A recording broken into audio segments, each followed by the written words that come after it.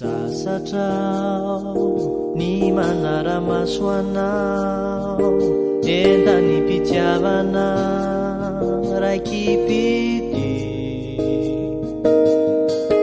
Toa mahatsiaro tena ho finaritra, rano tarafinao tsy kimpanantena. Sasatrao ny miandry lavanao, manana finiavana ny anarady.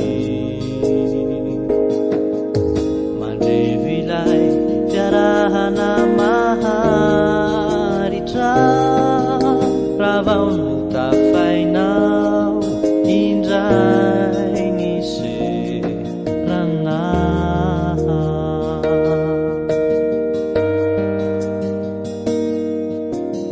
Hai, ity noeverikio masoandro amoilay fokomola mato.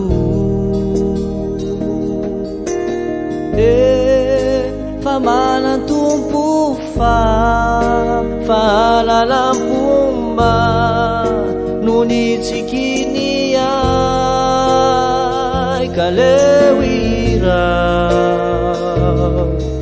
Anamaivana lahelo mivangombo anatiko ao, ny alopatsiarovana ka leo ivazoao.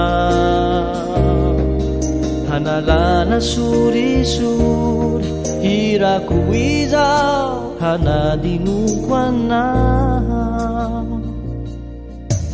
Sasatrao ny miverimberinà, te hitraotra mafindray nefa tsisay. Ny lalana no diavina tsy iverenana, fa leo ivalona ny amininy. Fa sasatrao ny manono filay, alindia volana sumabisa. Ulama nantena fa hanilay andro iray, anairany fitiavan'ity foko matory.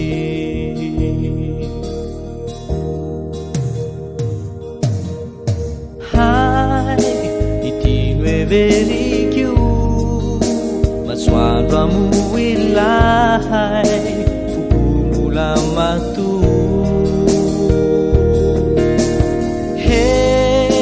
Fa manan-tompo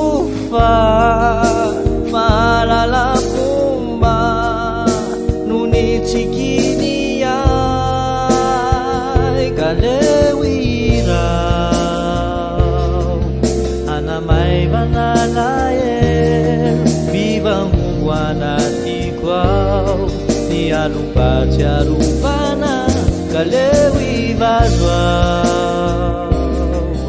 Analana sorisory hirako izao, hanadinoko anao ka leo irao.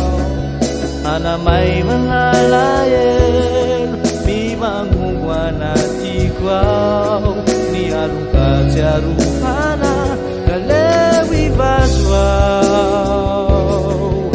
Analana sorisory hirako izao, hanadinoko